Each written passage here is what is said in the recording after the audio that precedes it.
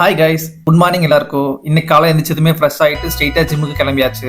ஆனால் ஒரு சின்ன மிஸ்டேக், ப்ரீ ஒர்க் அவுட்டுக்கு எதுவுமே சாப்பிடல. ஸோ போகும்போதே தெரியும் இன்னைக்கு எனர்ஜி கொஞ்சம் லோவாக தான் இருக்க போகுது, ஒர்க் அவுட்டும் அவ்வளோ இன்டென்ஸாக இருக்காதுன்னு. சரி, வந்தது தான் வந்தாச்சு, விட்டுறக்கூடாதுன்னு வார்ம் அப்பில் முடிச்சுட்டு இன்னைக்கு ஆர்ம்ஸ் ரொட்டீனில் பைசெப்ஸ்லேருந்து ஸ்டார்ட் பண்ணேன். ஃபர்ஸ்ட் ப்ரீச்சர் கேர்ல ஒரு 3 செட்ஸ் பண்ணேன், நல்லா பீக்கு.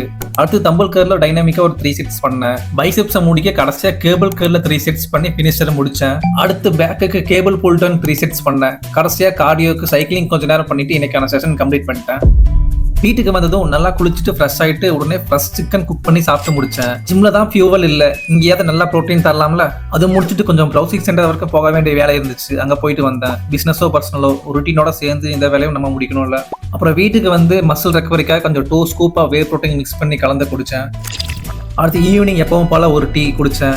அடுத்து இன்னைக்கான ஒர்க் ஃப்ளோ ஸ்டார்ட் பண்ணேன். ருட்டீன்னா எப்பவும் பர்ஃபெக்டா இருக்காது, சில நாள் லோ எனர்ஜியா இருக்கும், சில நாள் பிஸியா இருக்கும். ஸோ நம்ம தான் கன்சிஸ்டன்சியா இருக்கணும். இன்னைக்கான டே விலாக் அவ்வளோதான். That's it for today. see you tomorrow.